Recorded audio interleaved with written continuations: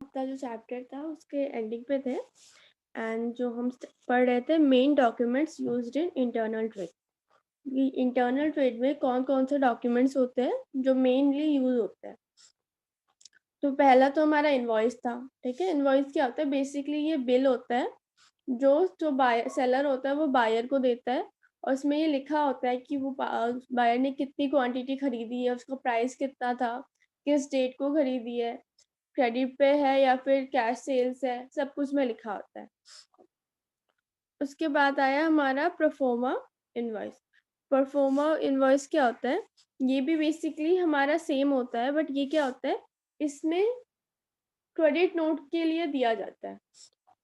मतलब जब भी कोई सेल और परचेज क्रेडिट पे हो या इंस्टॉलमेंट पे हो या फिर मतलब ऐसे ईएमआई पे कोई सेल हो रही है, तो उसमें क्या होता है, उसमें ये वाला जो प्रोफोर्मा इनवॉइस है वो दी जाती है। इसमें भी सारी डिटेल्स लिखी होती है कि क्या प्रोडक्ट का नाम क्या है, प्रोडक्ट कब लिया गया था, कैसा गुड है, सेकेंड हैंड है, न्यू है, उसका कंडीशन कैसा है, गारंटी है नहीं है, ये सब लिखा होता है। थर्ड है हमारा डेबिट नोट। अब ये जो डेबिट नोट होता है ये हमेशा रिटर्न के टाइम पे काम आता है। ठीक है, जो बायर होता है वो बेसिकली अगर उसको कोई डिफेक्टिव प्रोडक्ट मिला होता है या फिर उसको प्रोडक्ट रिटर्न करना होता है किसी रीजन से, तो वो क्या करता है, वो एक डेबिट नोट लिखता है। वो जो सेलर होता है उसको एक डेबिट नोट देता है, ये भी रिसिप्ट की तरह ही होता है।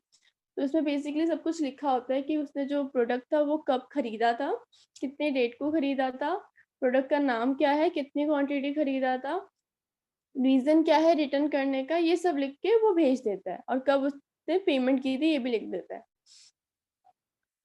तो ये हमारा डेबिट नोट होता है। और क्रेडिट नोट क्या होता है? क्रेडिट नोट बेसिकली क्या होता है? क्रेडिट नोट में जो सेलर होता है वो बेसिकली एक्सेप्ट कर लेता है वो जो नोट डेबिट नोट दिया होता है, और उसके बदले एक न्यू नोट इशू करता है, वो होता है क्रेडिट नोट। उसमें बेसिकली ये लिखा होता है कि हाँ जो रिटर्न का अमाउंट है वो जो कंसाइनी है उसके बैंक में क्रेडिट हो गया है, हो जाएगा। एंड क्या कहते हैं उसको, इसमें भी वही लिखा होता है कि कितनी तारीख को क्रेडिट हुआ है, कितने अमाउंट के लिए हुआ है, किस गुड के लिए हुआ है, एंड बाकी ये सब लिखा रहता है। उसके बाद है हमारा लॉरी रिसिप्ट। ठीक है, तो जो लॉरी रिसिप्ट होती है ये बेसिकली ट्रांसपोर्ट कंपनी से ली जाती है। ठीक है, इसमें क्या होता है, it refers to the receipt issue by the transport company for goods accepting by its ending for its sending at one place to. ये क्या होता है, जो ट्रांसपोर्ट कंपनी होती है वो इशू करती है। इसमें बेसिकली यही लिखा होता है कि जो ट्रांसपोर्ट कंपनी है बेसिकली वो गारंटी लेती है इस चीज का कि उनका जो भी गुड्स है वो बेसिकली वो इस जगह से दूसरी जगह तक ट्रांसपोर्ट कर देगी। एंड बाई चांस अगर कुछ भी बीच में डैमेज हो जाता है, कोई एक्सीडेंट हो जाता है, गुड्स को कोई भी नुकसान होता है, तो उसका कंपनसेशन जो है ट्रांसपोर्ट कंपनी ही देगी अगर हमारे पास लॉरी रिसिप्ट होता है।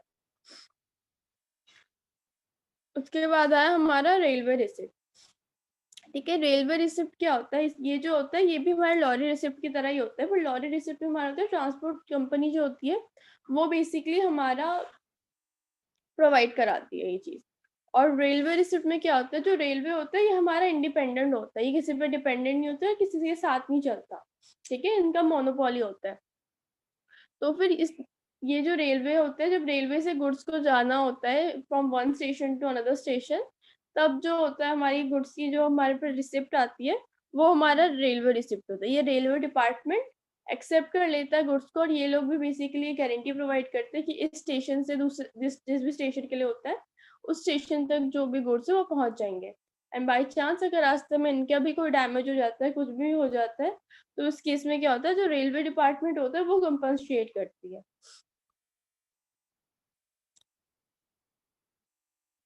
ठीक है, तो ये बेसिकली हमारे कुछ मेन डॉक्यूमेंट्स थे जो इंटरनल ट्रेड में यूज होता है। आफ्टर दैट है हमारा टर्म्स ऑफ ट्रेड। ठीक है, जो ट्रेड होते हैं इनके क्या क्या टर्म्स होते हैं। The following are the main terms used in the trade. First, cash on delivery. ठीक है, कैश ऑन डिलीवरी सबको पता है, जब ट्रांजेक्शन होता है, मतलब जब गुड्स कस्टमर के पास पहुंच जाता है उस टाइम वो ट्रांजेक्शन करता है, तो हमारा कैश ऑन डिलीवरी होता है, डिलीवरी के टाइम पे कैश प्रोवाइड करना। It refers to a type of transaction in which payment for goods or services is made at the time of delivery. If the buyer is unable to make payment when the goods or services are delivered, then it will be returned to the seller. ठीक है, तो cash on delivery में क्या होता है, basically जो इसमें goods and services के जो पैसे होते हैं वो डिलीवरी के टाइम पे ही दिए जाते हैं, और बाई चांस किसी रीजन से अगर कस्टमर कंसाइनी डिलीवरी के टाइम पे अवेलेबल नहीं है पैसे देने के लिए, या फिर उसके पास पैसे नहीं है, तो ऐसा नहीं होता कि हाँ वो गुड्स दे देंगे तो अभी और पैसे दे देंगे, नहीं। अगर वो पैसे नहीं प्रोवाइड करता तो उसको गुड्स भी नहीं मिलते, वो गुड दोबारा सेलर के पास अपने आप ही रिटर्न हो जाता है। उसके बाद है फ्री ऑन बोर्ड और फ्री ऑन रेल फॉर और for. It refers to a contract between the seller and the buyer in which all the expenses up to the point of delivery to a carrier, it may be ship, rail, rotary, are borne by the seller. ठीक है, इसमें basically क्या होता है कि free on board या फिर free on rail क्या होता है, इसमें जो भी गुड्स का खर्चा होता है, ठीक है, गुड्स को भेजने में जो भी खर्चा होता है, चाहे शिपिंग कॉस्ट हो या फिर डिलीवरी चार्जेस हो, वो सब क्या होता है, वो बेसिकली जो सेलर है वो ही बियर करता है। ठीक है, समटाइम्स कैसे होता है, काफी कंपनीज में ऐसा होता है, काफी कंपनीज के काफी सारे ऑनलाइन में ऐसा होता है कि ये लिखा होता है कि free shipping and charge rupees something charge on cash on delivery. ठीक है, and there is no charge if prepaid order, अगर कस्टमर प्रीपेड ऑर्डर कर देता है तो कैश ऑन डिलीवरी में कोई भी चार्जेस नहीं लगते, ना ही शिपिंग में लगते हैं। तो शिपिंग और कैश ऑन डिलीवरी के जो भी चार्ज ट्रांसपोर्ट कंपनी को जो सेलर है उनको देना पड़ेगा, वो सारा सेलर ही देगा, जो कस्टमर है उससे एक भी चीज नहीं लेगा। ठीक है, तो ये बेसिकली फ्री ऑन बोर्ड और फ्री ऑन रेल होता है। ठीक है, तो बेसिकली जो होता है पॉइंट ऑफ डिलीवरी से लेके कैरियर के जो भी चार्जेस होते हैं वो सारा सेलर पे करता है। FOR एंड FOR था, एक FOB था, हाँ FOB में। उसके बाद है cost, insurance and fight, CFF, CIF होना चाहिए इसमें। It is the price of goods which includes not only the cost of goods but also the insurance and freight charges payable on the goods up to destination port. ठीक है, अब ये क्या होता है, CTF क्या होता है हमारा, ये basically total amount of good होता है। ठीक है, जैसे अगर किसी ने मान लो कि कोई क्रीम खरीदी, वो 50 रुपीज का है और उसमें क्या है, डिलीवरी चार्ज 50 है, टोटल 100 हो गया, उसमें टैक्स मिला के और 50 मान लेते हैं, तो टोटल जो गुड का कॉस्ट 50 था, पर सारे चार्जेस मिला के वो हमारा हो गया 150 का, तो वो बेसिकली हमारा CTF होता है। ठीक है, इसमें क्या होता है, जो भी कॉस्ट ऑफ गुड्स होता है उसमें इंक्लूडेड होता है जो हमारा इंश्योरेंस के चार्जेस होते हैं और जो फ्लाइट चार्जेस होते हैं, मतलब एक जगह से दूसरी जगह ले जाने के जो चार्जेस होते हैं, टैक्स वगैरह सब इंक्लूड होता है। फोर्थ है हमारा error and omission expected. It refers to that term which is used in trade document to say that mistakes and the things that have been forgotten should be taken into account. This term is used in the attempt to reduce legal liability for incorrect or incomplete information supplied in a document, such as price list, invoice, cash memo, quotation etcetera. ठीक है, अब error and omission expected क्या होता है, ये basically एक term होता है जो ट्रेड डॉक्यूमेंट्स में यूज होता है। जैसे कभी भी मान लो कि कोई मिस्टेक हो जाती है किसी से, किसी ने अगर मान लो कि किसी को अगर डैमेज प्रोडक्ट रिसीव हुआ, ठीक है, तो उसमें क्या हो गया, उसने पैसे तो पूरे अच्छे प्रोडक्ट के लिए दिए, तो उसने अगर डैमेज प्रोडक्ट को रिसीव होता है तो ये पॉलिसी होती है कि हाँ आप लोगों को प्रोडक्ट्स रिटर्न करने होते हैं। ठीक है, काफी जगह ऐसे होता है कि जहाँ पे रिटर्न पॉलिसीज नहीं होती, तो इस केस में क्या होता है, जो डैमेज प्रोडक्ट उनको रिसीव हुआ होता है वो उनको रिटर्न तो नहीं करते, पर उनके बदले एक नया प्रोडक्ट उनको दोबारा से भेज देते हैं। ठीक है, ताकि क्या कोई भी लीगल एक्शन ना लिया जाए। और इनमें हर एक चीज इनको प्रॉपर देनी पड़ती है, जैसे प्राइस लिस्ट होगी, इनवॉइस हो गया, कैश मेमो, कोटेशन, जो भी रिसिप्ट बनती है इनको प्रॉपर देना पड़ता है। अगर उसमें कोई भी गलती हो जाती है तो उनको दोबारा उसको ठीक करना पड़ता है, वो उनको इग्नोर नहीं कर सकते, वरना आगे जाके लॉन्ग टर्म में इनको प्रॉब्लम होती है। ठीक है, तो ये बेसिकली हमारे 4 टर्म्स थे जो यूज होते हैं बेसिकली इंटरनल ट्रेड में। उसके बाद आया हमारा role of chambers of commerce and industry in promotion of internal trade. ठीक है, जो चैम्बर ऑफ बेसिकली जो कॉमर्स है और इंडस्ट्रीज है उनका क्या काम आता है, प्रमोशन, वो कैसे प्रमोट करते हैं हमारे इंटरनल ट्रेड को। A chamber of commerce is a voluntary association of businessmen belonging to different traders and industries. Even professional experts like CA, financials, and other engaged in business in a particular locality, religion, or country can also become the member of the chamber of commerce. ठीक है, तो chamber of commerce basically एक association होता है, जैसे normally तुम simple words में basically इसको एक ग्रुप ऑफ पीपल बोल लो जो बेसिकली एक ही फील्ड में काम करते हैं और ट्रेड और जो सर्विसेज होते हैं ट्रेडर्स एंड इंडस्ट्रीज से रिलेटेड होते हैं। इसमें काफी सारे जो मेंबर्स होते हैं वो लॉयर्स हो जाते हैं, काफी सारे चार्टर्ड अकाउंटेंट्स होते हैं, फाइनेंसियर्स होते हैं, और भी काफी सारे जो है बिजनेस में जिनकी भी रिक्वायरमेंट होती है वो सारे लोग मेंबर्स होते हैं। Its main objective is to promote the general business interest to all the members and foster the growth of commerce and industries in particular locality, religion and country. ठीक है, इनका जो मेन मोटिव होता है वो होता है बेसिकली जो जनरल बिजनेस है, जो नॉर्मल बिजनेस है, उनको प्रमोट करना डिफरेंट डिफरेंट सिटीज में, लोकेलिटी में, जहां जहां नहीं पहुंचा है वहां पे प्रमोट करना। कोई भी अगर न्यू मार्केट में आता है कोई भी बिजनेस तो उनको प्रमोट करने का काम होता है।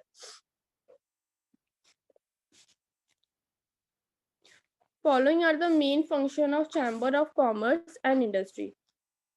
ये कुछ functions है। फर्स्ट फंक्शन है हमारा conducting research and collecting statistics and other information about business and economy.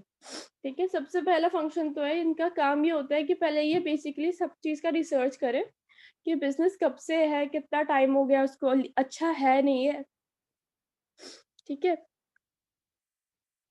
अच्छा है या फिर नहीं है, या फिर उसके पीछे और कुछ लीगल काम तो कुछ इलीगल काम तो नहीं कर रहा, तो ये सबका ये रिसर्च करते हैं, पूरा स्टैटिस्टिक्स बनाते हैं इसका। आफ्टर दैट ये लोग इनको हेल्प करते हैं। सेकेंड है हमारा providing technical, legal and other useful information and advice to its members. ठीक है, इस कमीशन में क्या होता है बेसिकली जो भी मेंबर्स होते हैं इस कमीशन के, उनको बेसिकली टेक्निकल, लीगल एंड और जो भी यूजफुल इंफॉर्मेशन है वो प्रोवाइड करवाई जाती है, क्योंकि इस एसोसिएशन में सब होता है, फाइनेंस, कॉमर्स से लेके लीगल टर्म तक जितने भी लोग काम करते हैं ये सब इस एसोसिएशन के मेंबर्स होते हैं। तो ये बेसिकली एक दूसरे को इन्फॉर्मेशन प्रोवाइड करते हैं एक दूसरे के फील्ड के। तीसरा है publishing books, magazine and journal of business interest. ठीक है, ये जो एसोसिएशन होता है ये क्या करते हैं बेसिकली, ये लोग बुक्स प्रोवाइड बनाते हैं, इवन मैगजीन्स बनाते हैं, जर्नल्स बनाते हैं, जिसमें क्या होता है बिजनेस रिलेटेड इंटरेस्ट की बातें लिखी होती है, बिजनेस के रिलेटेड ही बातें होती है। काफी सारी बुक्स होती है जो बिजनेस रिलेटेड होती है और बहुत अच्छी होती है। एक बुक तो बहुत ज्यादा फेमस हुई थी,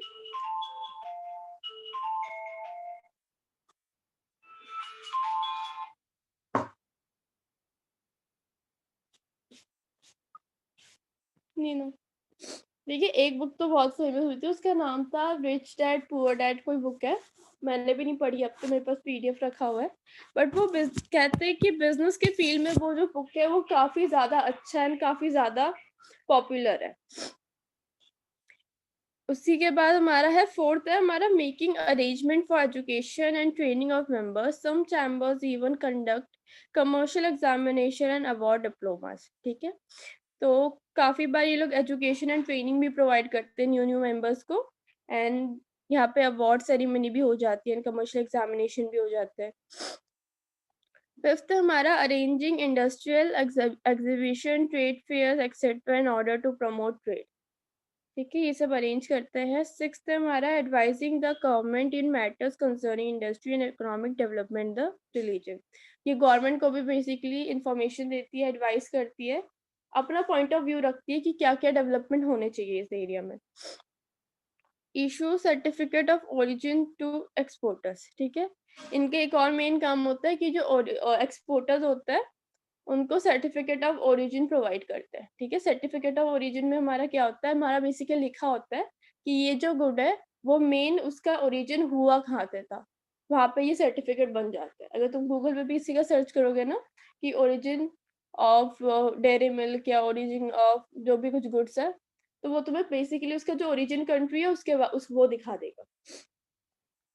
उसके बाद है हमारा representation of business interest and grievances before the government, ठीक है। गवर्नमेंट के सामने बेसिकली ये लोग जो इंफॉर्मेशन होती है जो भी इनको इनके पॉइंट ऑफ व्यू होते हैं regarding the business and development of the economy, वो ये रख देते हैं। Providing a forum for discussing the common problem of business community, ठीक है। अब ये एक एसोसिएशन होता है, तो बेसिकली यहाँ पे ये सब चीजें होती है कि कोई भी बिजनेस से रिलेटेड डिस्कशन होता है तो यहाँ पे होता है। Acting as arbitrators for solving problems and disputes among the members, ठीक है। एज अ एडवाइजर भी ये लोग एक्ट करते हैं बिटवीन द मेंबर्स। अब एक एसोसिएशन होता है, इतने सारे मेंबर्स होते हैं, सब अलग अलग फील्ड के होते हैं, तो काफी बार ऐसा होता है कि जो पॉइंट ऑफ व्यू होता है सबका नहीं मिलता, ठीक है। तो ये क्या होता है अल्टीमेटली ये झगड़े में या फिर मिसबिहेविंग में कर जाता है, एंटर कर जाता है। तो इसमें बेसिकली क्या होता है, एसोसिएशन हेल्प करता है। एसोसिएशन जो भी फैसला लेता है वो उनको मानना पड़ता है। अगर वो नहीं मानते तो उनका एसोसिएशन के मेंबर्स से जो है उनका पार्ट हट जाता है, ठीक है। तो बेसिकली ये जो रोल ऑफ चैम्बर्स है ये तुम्हारे सिलेबस में नहीं है। Role of chambers of commerce and industry ये तुम्हारे सिलेबस में नहीं है, एंड इवन तुम्हारे जो ये टर्म्स है वो भी सिलेबस में नहीं है, ठीक है। टर्म्स ऑफ ट्रेड एंड क्या हो गया ये, टर्म्स ऑफ ट्रेड एंड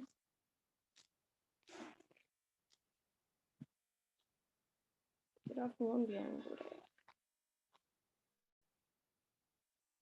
ठीक है। टर्म्स ऑफ ट्रेड एंड हमारा जो ये वाला है चैम्बर वाला, ये तुम्हारे बेसिकली सिलेबस में नहीं है, बट मैंने बता दिया बिकॉज पता होना चाहिए तुम्हें। तो यहाँ पे जो तुम्हारा चैप्टर हो रहा है ये खत्म हो रहा है। इस चैप्टर का मेन जो था कि हमारा इंटरनल ट्रेड होता कैसा है, रिटेल ट्रेड क्या होता है, होलसेल ट्रेड क्या होता है, उनके टाइप कौन कौन से होते हैं, ठीक है। ये सारा बेसिकली इसमें इम्पोर्टेंट होता है।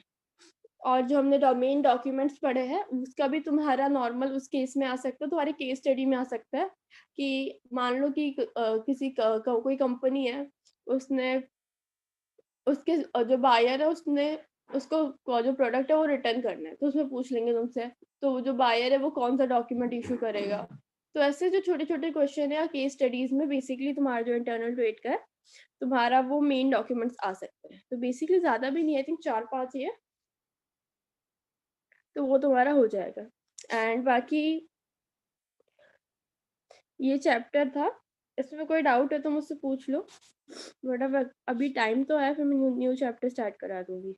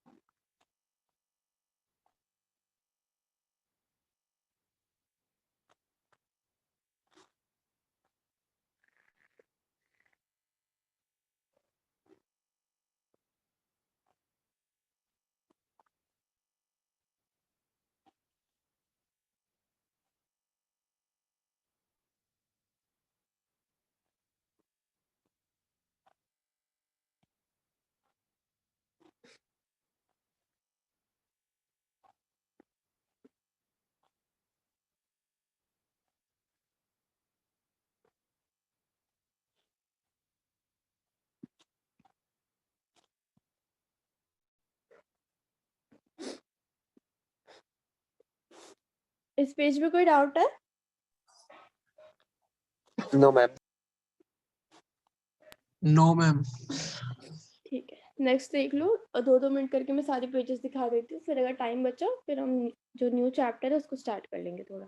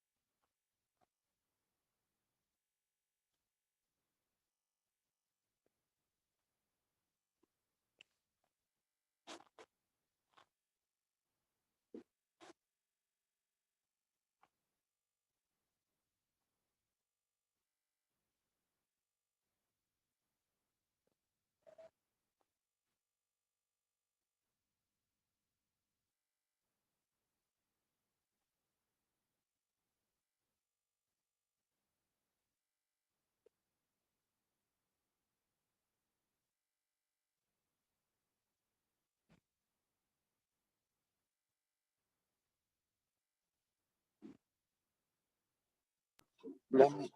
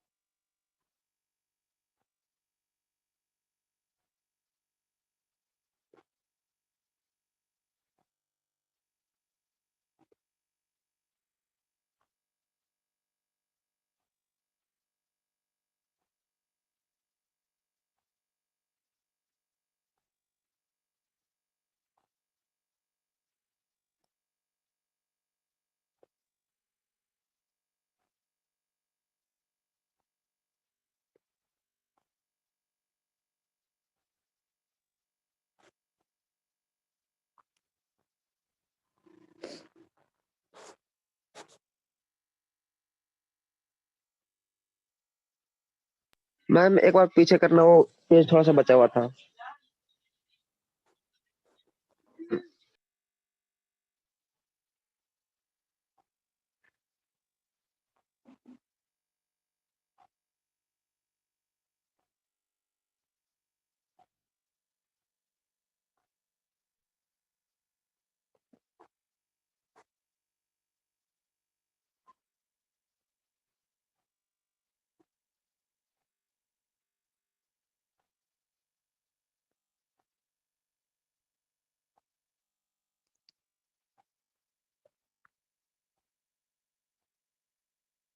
मैम कर दो दूसरा पेज।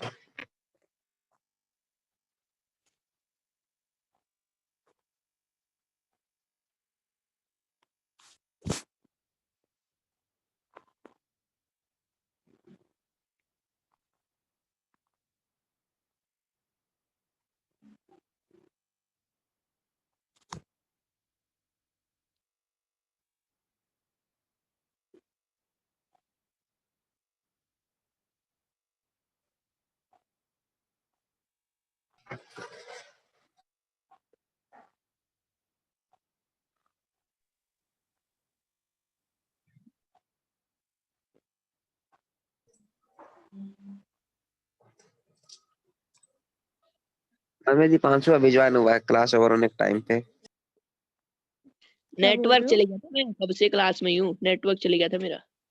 ओहो, झूठ मत बोल रही थी 500 जी। चलट मैम से पूछ ले। भाई मुझसे मत पूछो, मैं पढ़ाने में बिजी थी, मैंने नहीं देखा।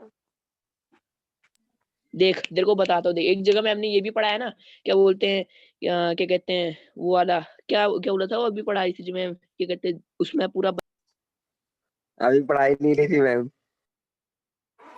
तो हम पढ़ रहे हैं, देख रहे हैं क्या डाउट है। चलो छोड़ो, लड़ो मत और देखो क्या डाउट है, फिर तुम्हारी चैप्टर खत्म हो जाएगा। ये लास्ट पेज है।